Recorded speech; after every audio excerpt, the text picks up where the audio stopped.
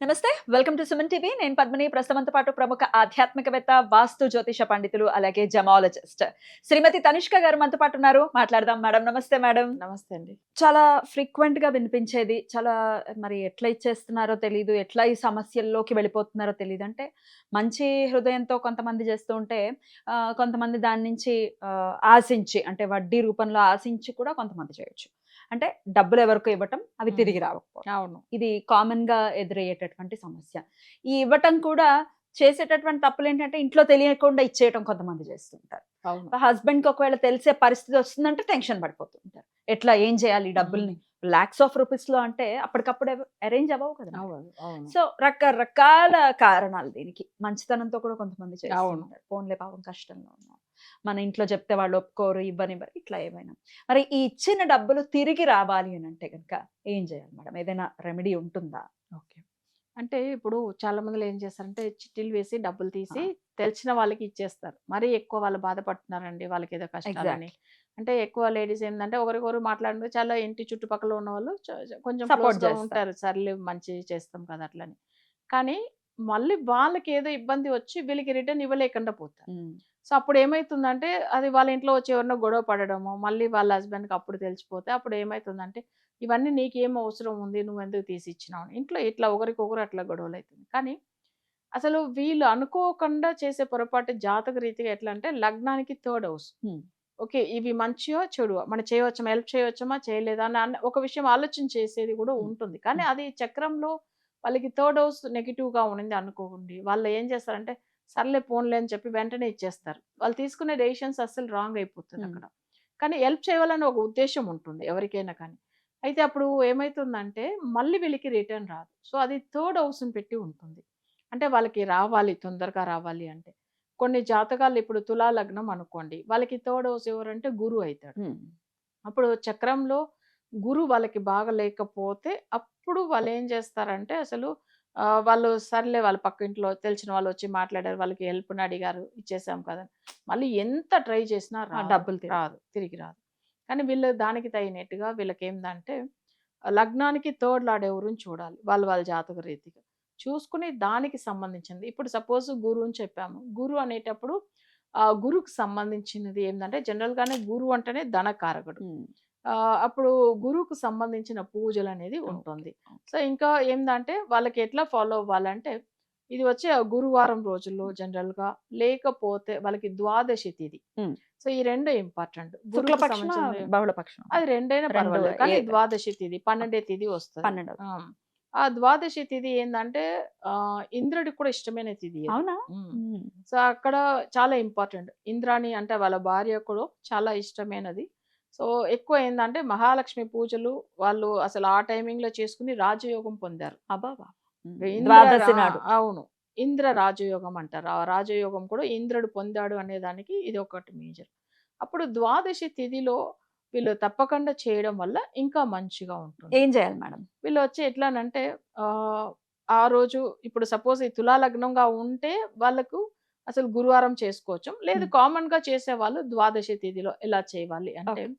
ఇంట్లో స్వామివారు అంటే సపోజ్ మనకొచ్చి గురువు సంబంధించినది ఏదైనా ఫోటో పెట్టాలి. దత్తాత్రేయ స్వామి. స్వామి హ్మ్. దత్తాత్రేయ స్వామి మేజర్. ఆయన హ్మ్. అసలు మేజర్ గురువు ఆయన. అంతే. తర్వాత స్వామివారు సుబ్రహ్మణ్య స్వామి. హ్మ్. ఇంకొకటి కృష్ణుడు. కృష్ణుడు. ఆయన కృష్ణం కూడా వందే జగద్గురు. ఆయన గురుదా. హ్మ్. హ్మ్. సో, ఆయన ఫోటో ఉంటే కూడా సరిపోతుంది.